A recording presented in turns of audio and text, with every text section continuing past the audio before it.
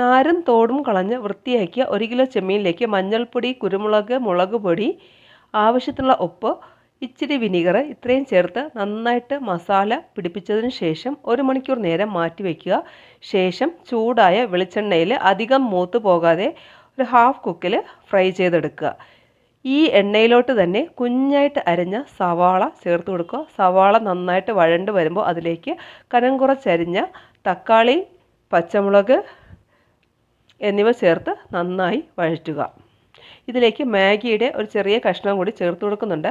ഇത് സവാള നന്നായി വഴണ്ട് വരുമ്പോൾ നമ്മൾ ഫ്രൈ ചെയ്ത് വെച്ചിരുന്ന ചെമ്മീൻ്റെ പീസ് ഇതിനകത്തോട്ടിട്ട് വീണ്ടും കുറച്ചുകൂടി മസാലകൾ ചേർത്ത് കൊടുക്കുക. മുളക് പൊടി, മഞ്ഞൾപ്പൊടി, പെരുംജീരകപ്പൊടി, ഗരം മസാല, പിന്നെ ആവശ്യത്തിലുള്ള ഉപ്പ് ഇത്രയും ചേർത്ത് നന്നായിട്ട് മിക്സ് ചെയ്തതിന് ശേഷം ഒരു കുഞ്ഞ് കഷ്ണം പുളി വെള്ളത്തിലിട്ട് കുതിർത്ത് അതിൻ്റെ ചാറും കൂടി ഒഴിച്ചു കൊടുത്ത് നന്നായിട്ട് ഡ്രൈ റോസ്റ്റാക്കി എടുക്കുക. നല്ല കിടിലം ചെമ്മീൻ റോസ്റ്റ്